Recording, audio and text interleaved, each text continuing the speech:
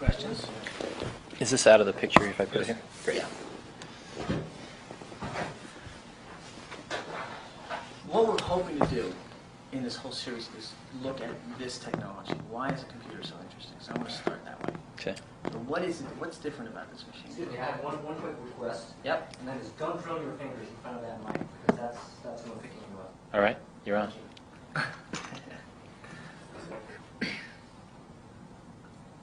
Turn it.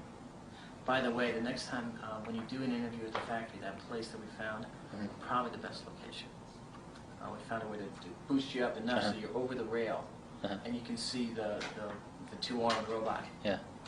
Great. It's a nice shot.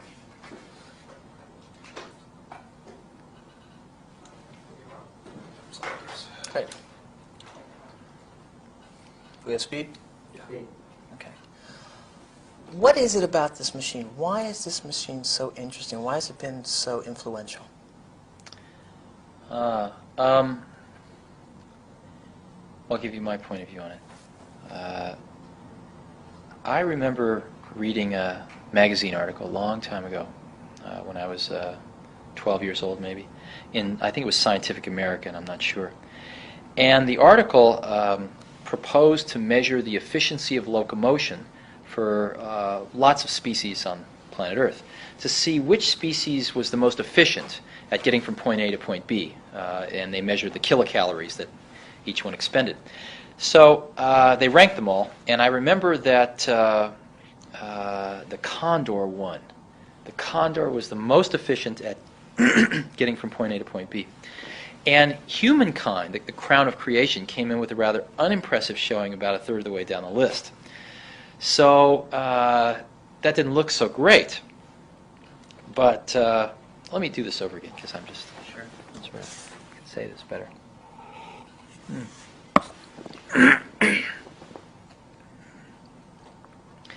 I remember reading an article when I was about 12 years old, I think it might have been in Scientific American, where they measured the efficiency of locomotion for all these species on planet Earth. How many kilocalories did they expend to get from point A to point B?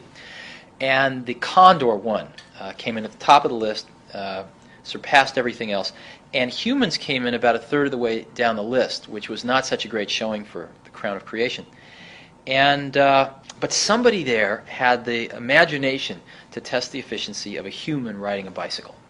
Human riding a bicycle blew away the Condor, all the way off the top of the list. And it made a really big impression on me that we humans are tool builders, and that we can fashion tools that amplify these inherent abilities that we have to spectacular magnitudes. And so for me, a computer has always been a bicycle of the mind. Something that takes us far beyond our inherent abilities. And I think we're just at the early stages of this tool, very early stages. And we've come only a very short distance. And it's still in its formation, but already we've seen enormous changes. I think that's nothing compared to what's coming in the next 100 years. In Program 6, we're going to look at some of the past predictions of why people have been so wrong about the future. And one of the notions is that today's vision of a standalone computer is just as limited as those past visions of it being only a number cruncher. What's the difference philosophically between a network machine and a standalone machine? Let me answer that question in a slightly different way. There have been, if you look at why the majority of people have bought these things so far, there have been two real explosions that have propelled the industry forward. The first one really happened in 1977, and it was the spreadsheet. I remember when Dan Filestra, who ran the company that marketed the first spreadsheet, walked into my office at Apple one day and pulled out this disk from his vest pocket and said, I have this incredible new program. I call it a visual calculator, and it became VisiCalc. And that's what really propelled the Apple II to the success it achieved, more than any other single event. And with the invention of Lotus 123, and I think it was 1982, that's what really propelled the IBM PC to the level of success that it achieved. So that was the first explosion, was the spreadsheet. The second major explosion that's driven the desktop industry has been desktop publishing. Excuse me. We just lost a light. Let's check the Get a break. Chris? Yeah, control, Michael. When is this going to be broadcast? Next year sometime? Yeah, Fall 91. Co-production with the BBC. Uh-huh. And actually, one part is going to be interesting. I'm going to ask you at the end. We're going to dramatize the future, what we guess our future is, because we've got a dramatic budget in England. Whatever our guess is, it's going to be wrong. But at least we want to give people a vision of where things are heading. So can I just start off with the second one? Sure. Great. Yeah, the second really big explosion in our industry has been desktop publishing. Happened in 1985 with the Macintosh and the LaserWriter printer. And at that point, people could start to do on their desktops things that only typesetters and printers could do prior to that. And that's been a very big revolution in publishing. And those two explosions have been the only two real major revolutions which have caused a lot of people to buy these things and use them. The third one is starting to happen now.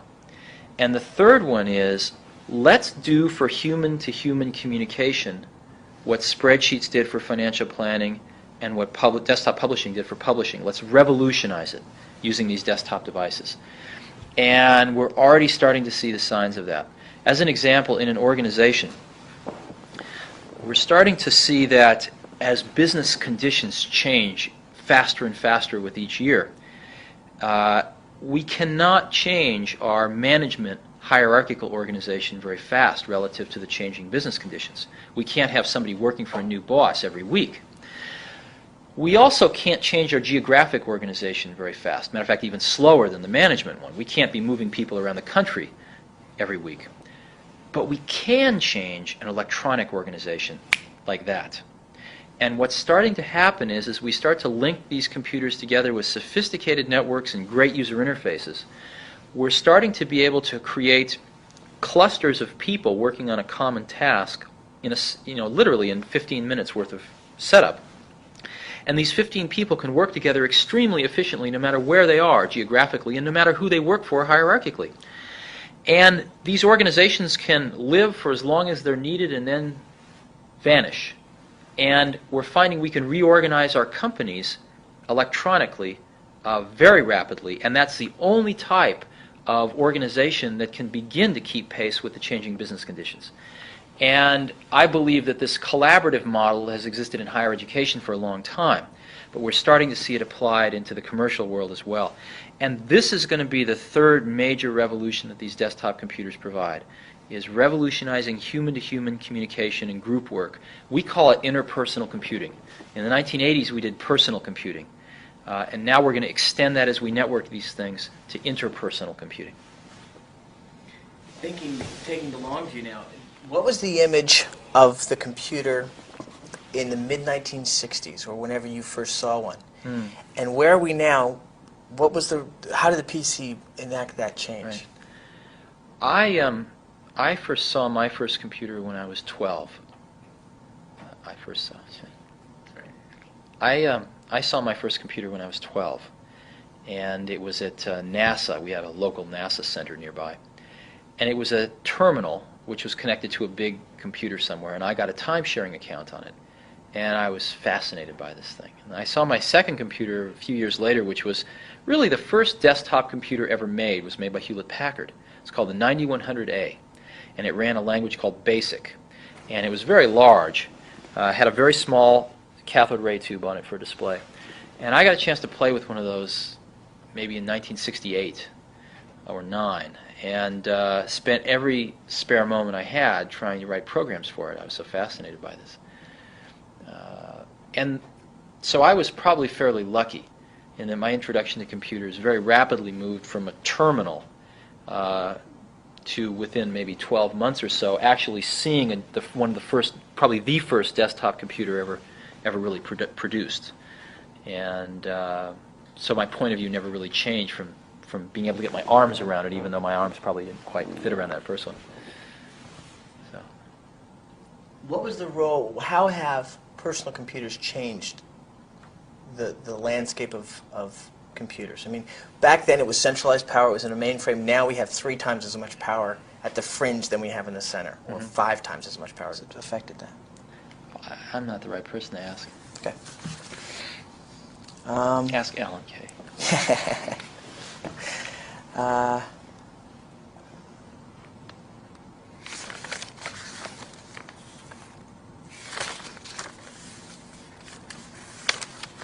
we have just about covered. The only other thought I have is when you were getting started out, I read somewhere that you had no intention of building a company. That you were just out to do stuff for yourselves. If you can give me, Right. I don't know the question they asked to get that, but Well, at the time we started Apple, Woz was working for Hewlett-Packard. I was working for Atari, actually for Nolan Bushnell, designing video games. And we went to Atari and showed them our early prototypes, and we went to HP. And we encouraged each company to hire the other one and let us do this for them. And we got turned down in both places, probably for good reasons. But we started a company because it was the only alternative left, not because we wanted to.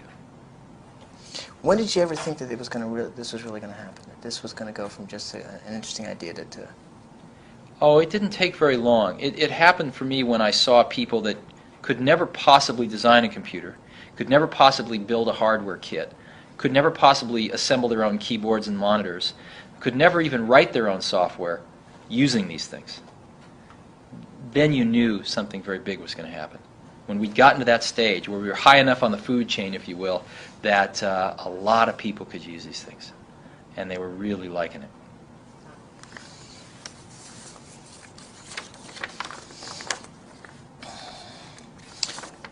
What's the goal of the next factory? Why is it so automated? Why is that necessary?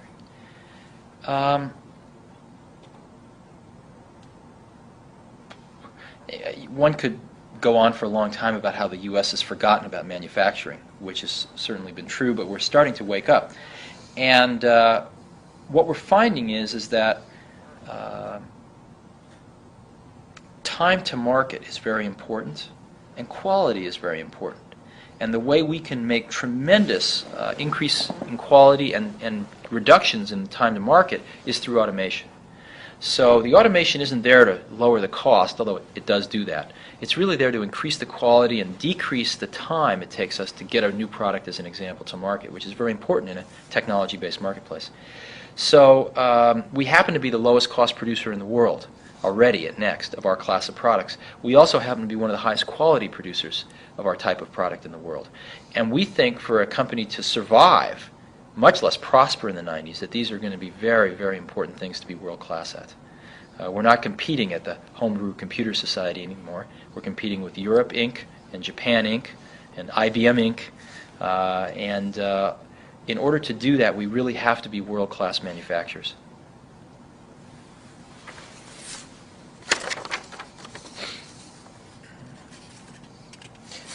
What a computer, I'm dancing around a bit, just picking up the stray ends here. So if they're not very connected, excuse me. What do computer networks offer to education? Well, education's been on computer networks for longer than almost anyone else.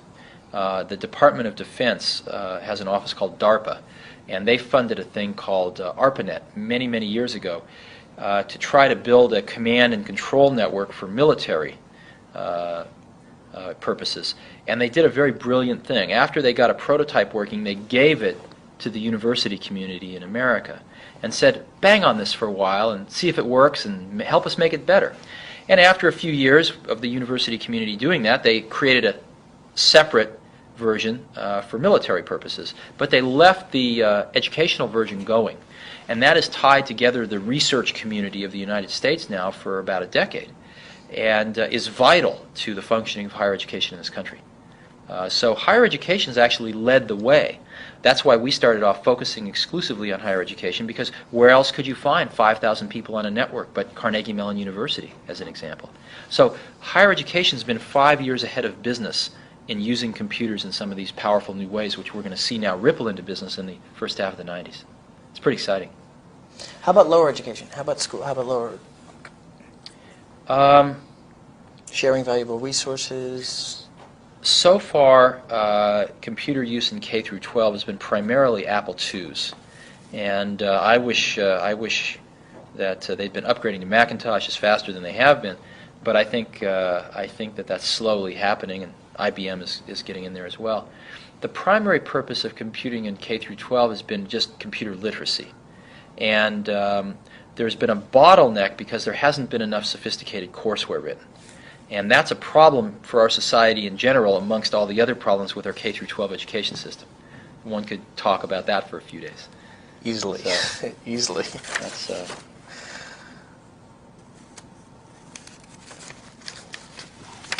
were you down in Austin to see Bob? Yeah. Oh, great. Yeah. And was going to go speak with Jack Kilby. Unfortunately, he's in the hospital. Ooh. I think he's fine. I think he's back.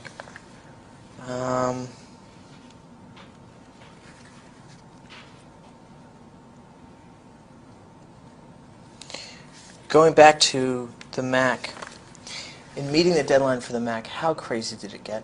I mean, you'd already said that you were going to have this big splash at the Super Bowl.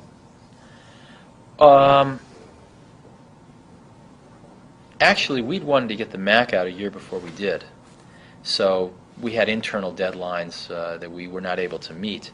But by the time we bought the spots for the Super Bowl and things like that, I mean, it was basically in the bag. It's not that we didn't work 24 hours a day for the last 6 months to get it out, but we were on the bomb run at that time. I love this I don't want to call it a gesture, this thing that you did, which is have everybody sign the cases. That was Yeah. great. Why did you do that? Because the people that worked on it consider themselves, and I certainly consider them, artists. These are the people that under different circumstances would be painters and poets, but because of the time that we live in, this new medium has appeared in which to express oneself to one's fellow species, and that's a medium of computing. And so a lot of people that would have been artists and scientists have gone into this field to express their feeling. And so it seemed like the right thing to do. What was it like when you announced at the shareholders meeting?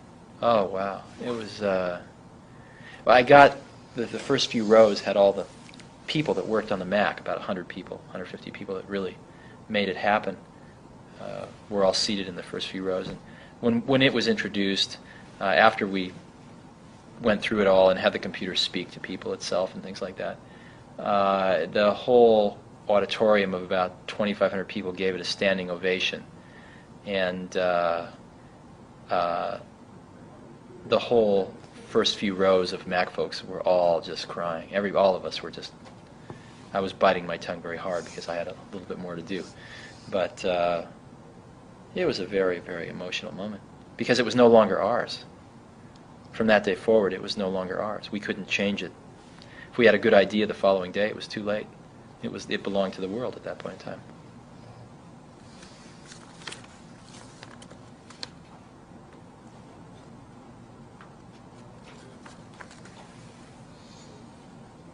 I should probably get going. Yeah. I'm just thinking a couple, but let's do the kickers then.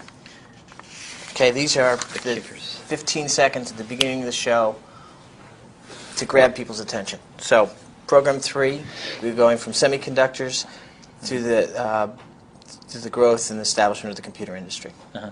So, what did you accomplish? What did you set out to do, and what did you do? Well, I think maybe something different along the lines of what you want is, the semiconductor people didn't know what they had in the microprocessor for 2 or 3 years. It was the computer hobbyists that really got the idea to make this into a computer rather than a calculator. We got to build a company or change the world? When we started Apple, we were out to build computers for our friends. That was all. No idea of a company. How important is the user interface in the design of a computer? Turn that into your own words.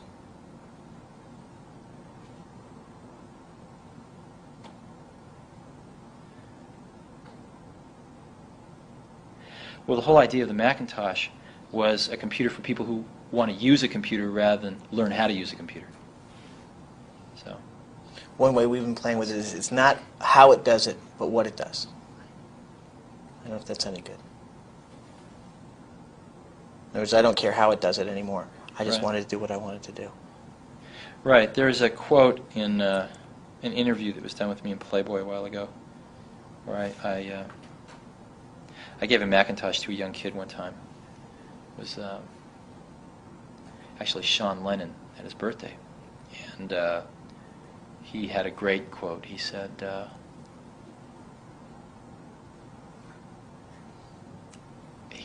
everyone else, and I guess I said this actually. Oh, I think I remember. This is Right. older people and younger people. Yeah, right. Right. The older people all want to know how it does what it does, but the young people just want to know what it can do. Okay, wrap that up into is you the graphical interface or the line that we're going. How about this? Where are we in the evolution of the user interface, and where are we going? Is that a short one? I don't know that there is a short one, but Yeah. This whole discussion about user interface is just strange to me, because to me it's just sort of a natural thing that had to happen, did happen, and it's happened. It's kind of like automatic transmissions. Well, in Not a history quite, series, not quite though, the same as that, but in a history series, though, there is an evolutionary line, so that's why we're following. Uh-huh. I mean, a lot of people don't know about Doug Engelbart, right. for example. Right. Okay, networking. Why is networking important? Why is it the future? Well, in the 90s, we're going to revolutionize human-to-human communication using these desktop computers in the same way that spreadsheets revolutionized financial modeling and that desktop publishing revolutionized publishing. Great. Okay, good. Anything Thanks. we haven't covered? No, I got to go. This is great. Thank you very much. 3 times as much power at the fringe than we have in the center, or 5 times as much power, depending on what statistics. How did the PC change the world? Well, though the analogy is nowhere perfect, and certainly one needs to factor out the environmental concerns of the analogy as well. There is a lot to be said for comparing it to going from passenger trains to automobiles. And the advent of the automobile gave us a personal freedom of transportation. In the same way, the advent of the computer gave us the ability to start to use computers without having to convince other people that we needed to use computers. And the biggest effect of the personal computer revolution has been to allow millions and millions of people to experience computers themselves decades before they ever would have in the old paradigm, and to allow them to participate in the making of choices and controlling their own destiny using these tools. But it has created problems, and the largest problems are that now that we have all these very powerful tools, we're still islands, and we're still not really connecting these people using these powerful tools together. And that's really been the challenge of the last few years and the next several years, is how to connect these things back together so that we can rebuild a fabric of these things rather than just individual points of light, if you will, and get the benefit of both the passenger train and the automobile. So. What's the vision behind the next machine? We've already covered this a little bit. But. Yeah.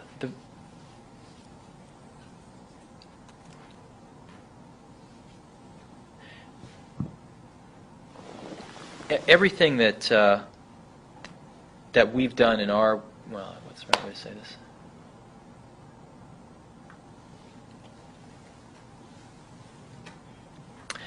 Everything I've done with computers in my life has been along pretty much a single vector. And next is just one more point on that same vector.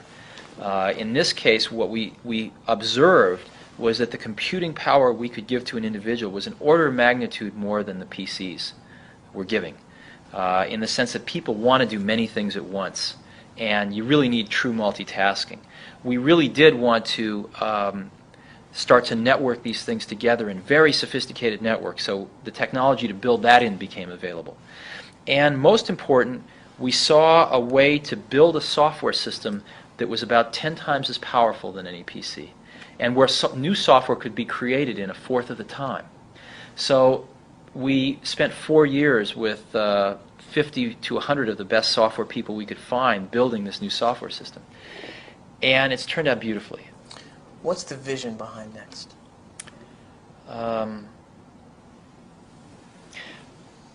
It's not so much different than everything I've ever done in my life with computers, starting with the Apple II and Macintosh and now Next, which is if you believe that these are the most incredible tools we've ever built, which I do, then the more powerful tool we can give to people, the more they can do with it.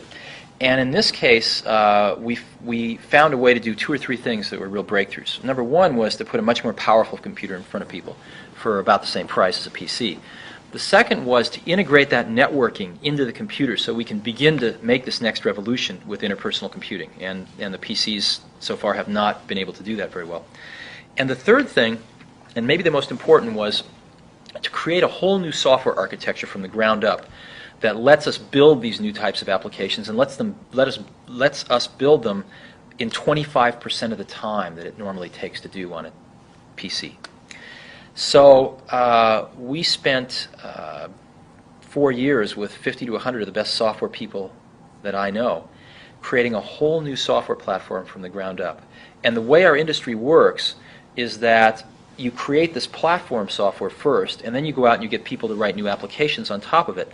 Well, the height that these new applications can soar is enabled or limited by the platform software.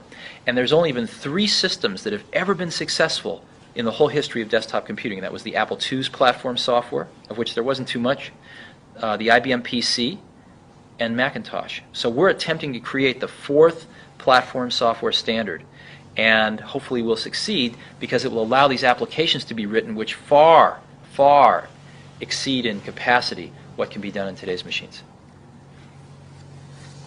Should wait for the 0 graph. Okay.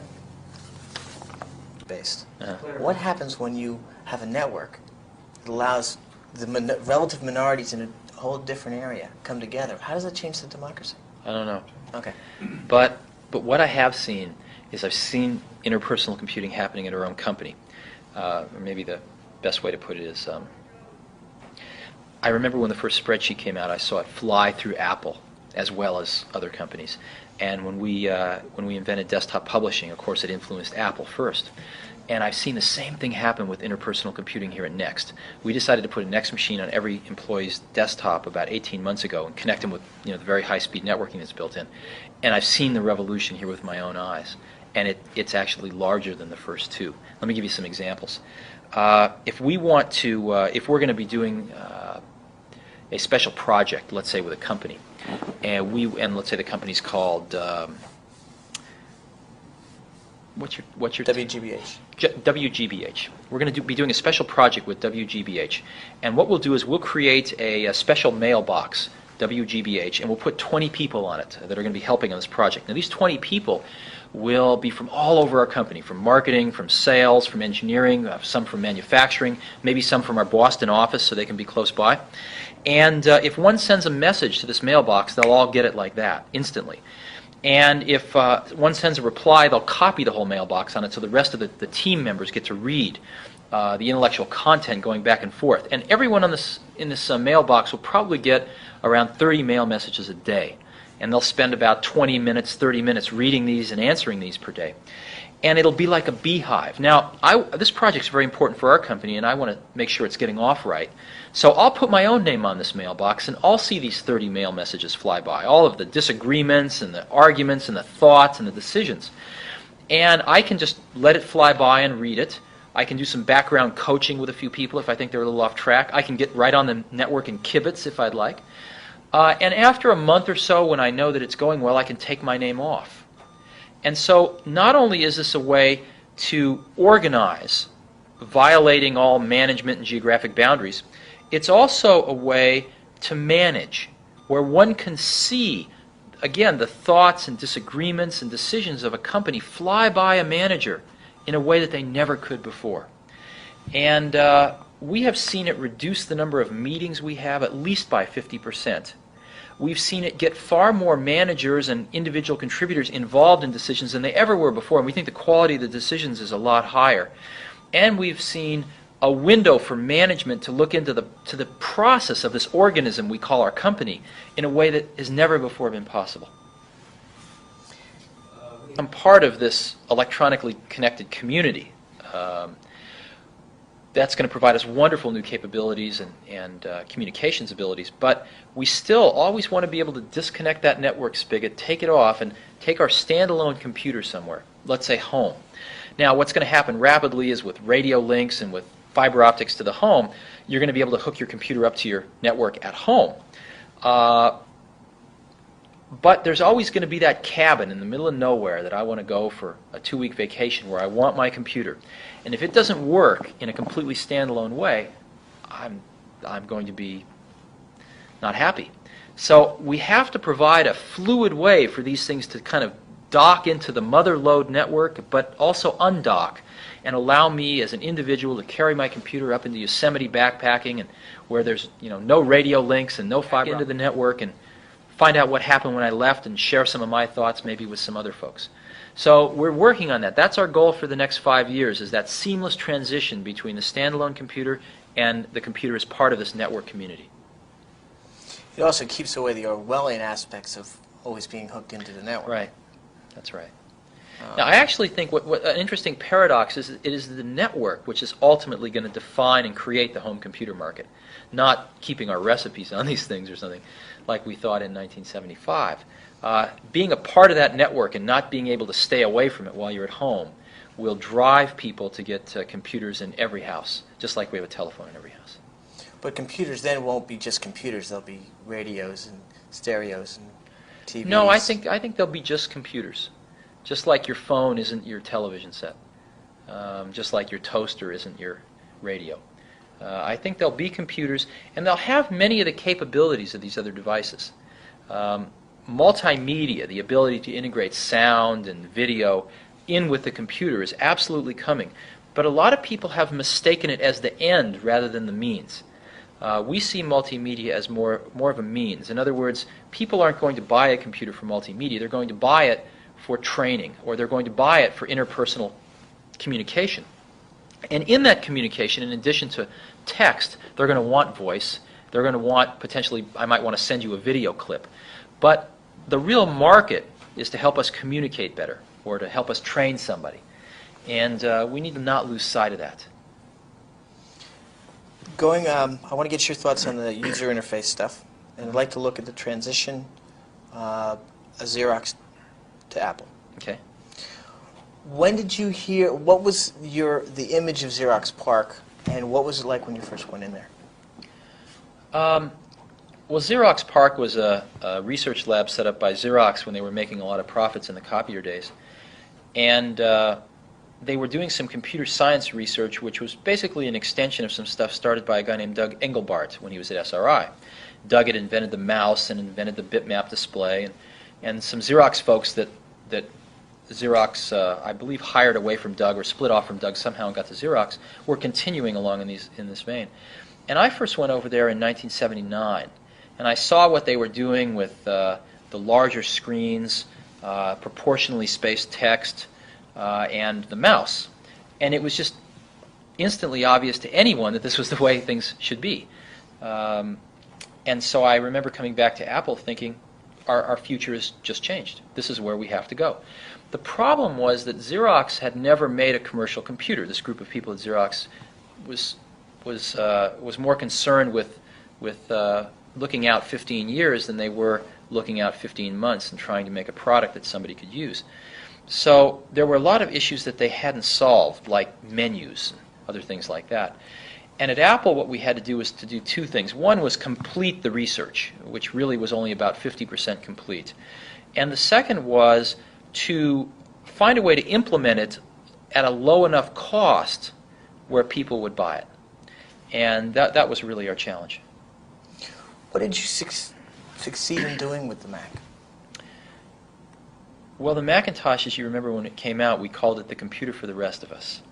And what that meant was that while experts could use some of the computers that were already out, most people didn't want, the computer was not an end in itself. It was a means to an end. And so most people didn't want to learn how to use the computer. They just wanted to use it. And the Macintosh was supposed to be the computer for people that just wanted to use a computer without having to learn how to use one. Spent 6 months. Now, it turned out that the The paradox was that to make a computer easier to use, you needed a more powerful computer in the first place because you were going to burn a lot of the cycles on making it easy to use. And so this computer that was easy to use was actually more powerful and could do more things than the less easy to use computer. And it took people a few years to figure that out about the Macintosh, but I think people did. Actually, there's a funny joke that we were clowning around one day, and one of our group is an IBM person. Uh-huh. And so I was saying, some little girl walks up and sees a prompt Yeah. and goes to her daddy and says, "It's broken. Where's my desktop? Mm-hmm. Where's my metaphor?" And we've adopted this new metaphor. How has that changed the look of computers? Well, I think the Macintosh was created by a group of people who felt that there wasn't a strict division between sort of science and art. Or in other words, that mathematics is really a liberal art if you look at it from a slightly different point of view. And why can't we interject typography into computers? Why can't we have computers talking to us in English language? And looking back 5 years later, this seems like a trivial observation, but at the time it was cataclysmic in its consequences, and the battles that were fought to push this point of view out the door were very large. The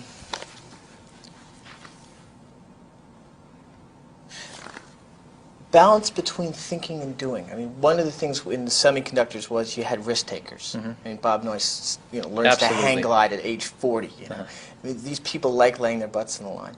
How important was that in the early days? I mean, we're going back to 75.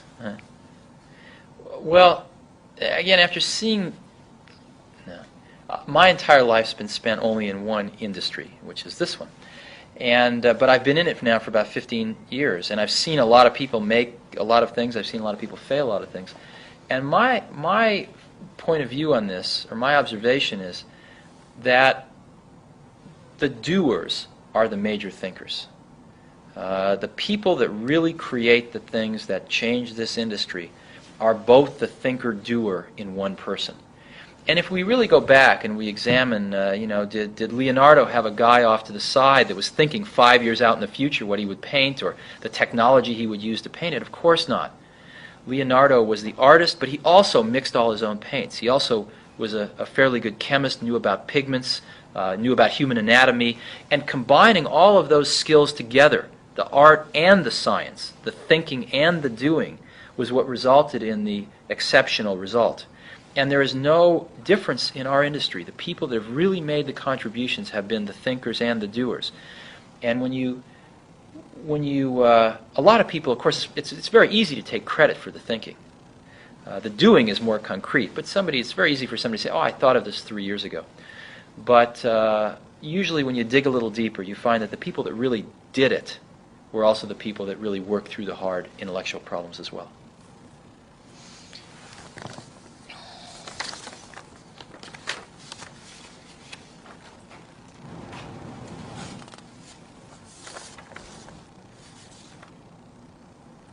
What's it going to take to make computers accessible to the rest of the public? I mean, I don't know what the statistics are, but 20 million people on computers? Or what's it going to take to get it to 100 million?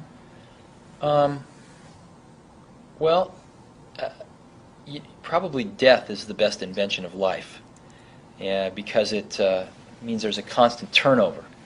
And so if you want to make a change in our society, the best place to do it is in the educational system. So that there are now generations of people that have come out of school who computers are second nature to them. And the people in our society that at this point still have not embraced these things are getting older, and as that cycle, that wheel of birth and death turns, just like driving, people that don't drive are very rare, and another generation or two, people that don't use computers are be pretty rare. Going back, It's a harsh way of saying it, but that's the... It's very true. I mean, there is a line that says those people that don't adopt it will die off. Well, time passes. Yeah. focusing now on the third program, where we've gone from semiconductors, and the vision is IBM is this big machine, UNIVAC, big large machine, and we take the line through of integrated circuit microprocessor. And we actually got some great stuff from Ted Hoff about, it's a light bulb. It burns out, you replace it. You know? Then we lead up into the beginnings of the personal computer. So what were you doing at the time, and how did that get started? Actually, it wasn't Intel that first figured out that the microprocessor was a computer. They designed these things to be used in calculators.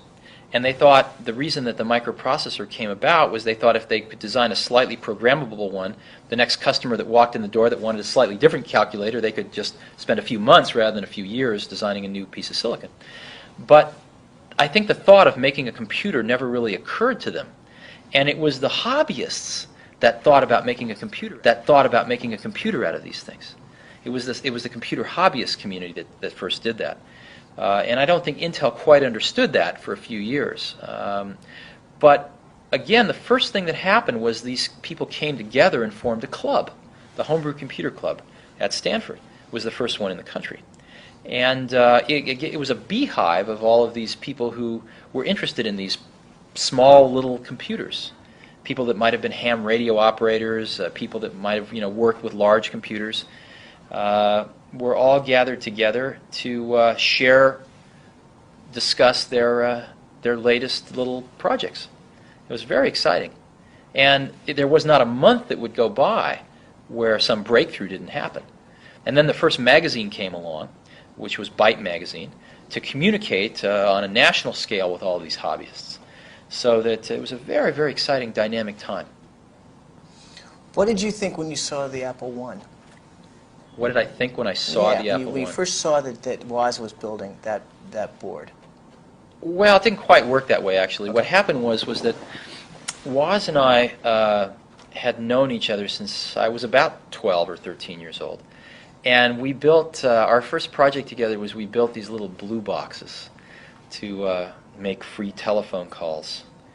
And we had the best blue box in the world. It was this all digital little blue box. I don't think it works anymore, so. But we had a fun time doing that. So when it came to building a computer together, Woz was the brilliant hardware engineer and focused on the core design of the computer. And I was worrying about which parts we ought to use and how we were going to build these things and how somebody that wasn't a Woz was going to manage to buy all the extra parts you still needed to buy and plug this thing together, because you still needed to buy your own keyboard and your own display and your own power supply. And so you needed to be pretty much of a hardware hobbyist. Now, we made a very important decision was to not offer our computer as a kit. Even though you needed to buy these extra parts, the main computer board itself came fully assembled. We were the first company in the world to do that. Everybody else was offering their little computer as a kit. And what that meant was there was maybe an order of magnitude more people who could actually buy our computer and use it than if they had to build it themselves.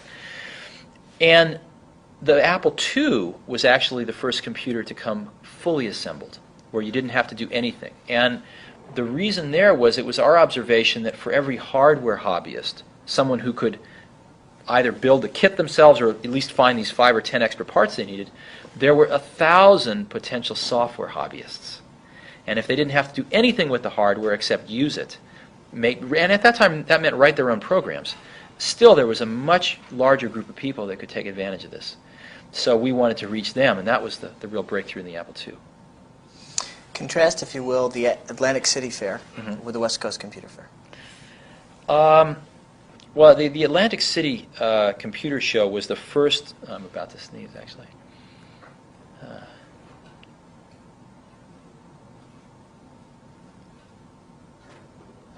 Look at the light. There it is. Excuse me. The first face-to-face gathering of personal computer hobbyists from all around the country was this show put on in Atlantic City in 1976, and it was in the basement of some dingy hotel. And it just happened to be about 300 degrees outside, so the basement was like a steam bath.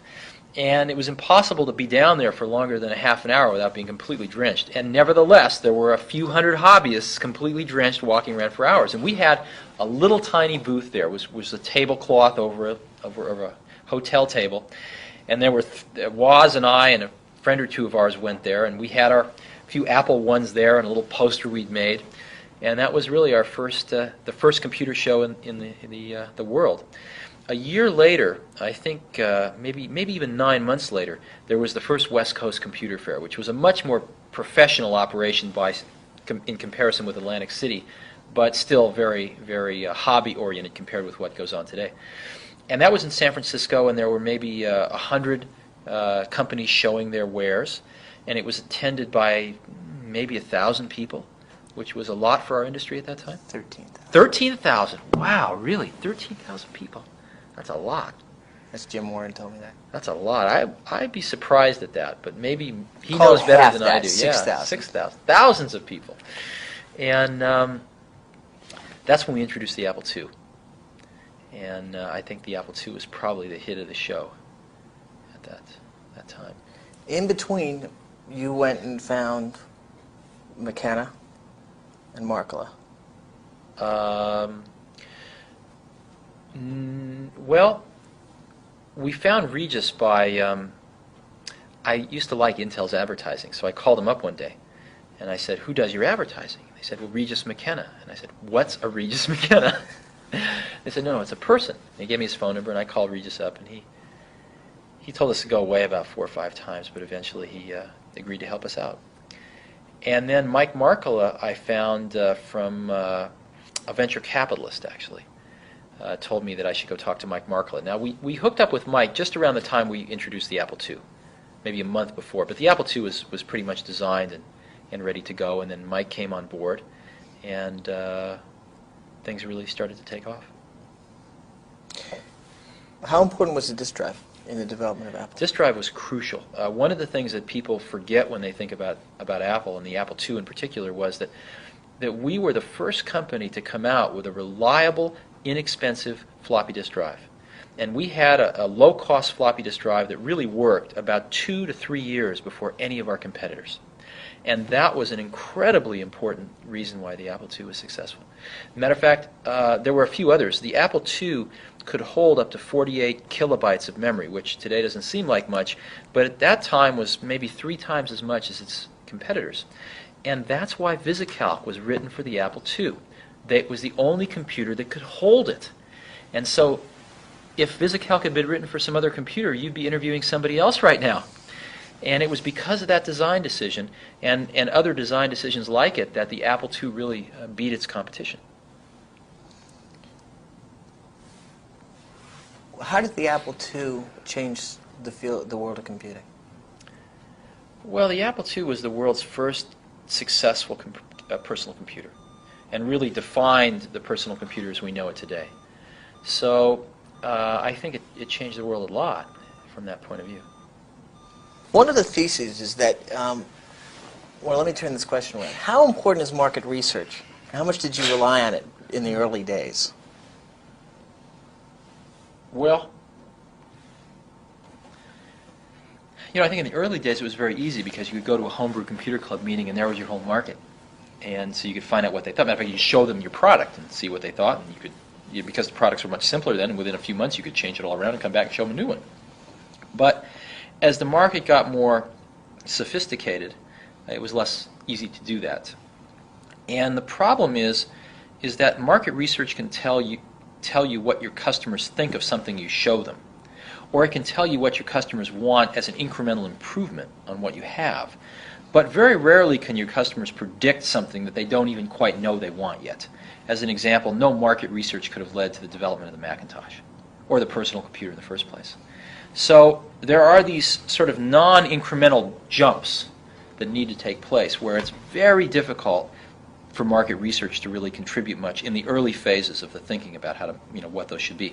However, once you have made that jump, possibly before the product's on the market or even after, is a great time to go check your instincts with the marketplace and verify that you're on the right track. And usually when you show people something, they'll say, "Oh my God, this is fantastic," or give you some feedback along those lines.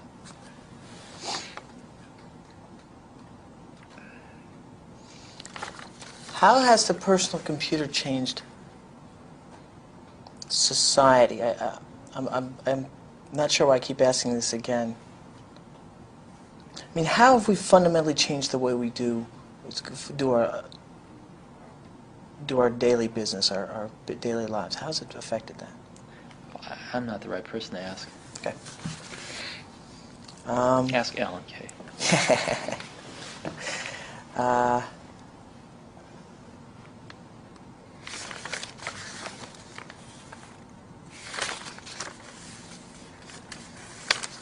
To the growth and establishment of the computer industry. Uh-huh. So what did you accomplish? What did you set out to do, and what did you do? Well, I think maybe something different along the lines of what you want is, the semiconductor people didn't know what they had in the microprocessor for 2 or 3 years.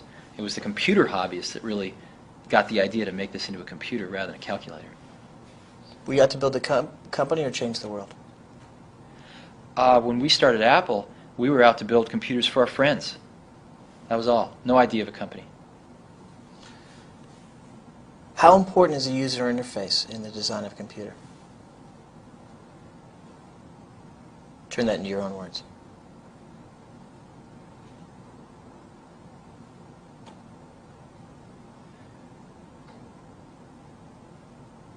Well, the whole idea of the Macintosh was a computer for people who want to use a computer rather than learn how to use a computer.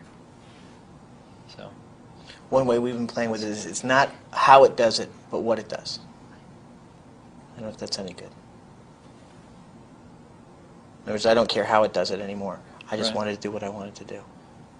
right, there's a quote in an interview that was done with me in Playboy a while ago, where I gave a Macintosh to a young kid one time. It was actually Sean Lennon at his birthday, and he had a great quote. He said,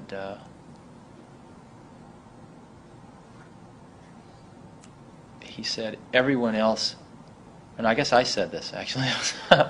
Oh, I think I remember. This is Right. older people and younger people. Yeah, right. Right. The older people all want to know how it does what it does, but the young people just want to know what it can do. Okay, wrap that up into the graphical interface or the line that we're going. How about this? Where are we in the evolution of the user interface, and where are we going? Is that a short one? I don't know that there is a short one, but Yeah.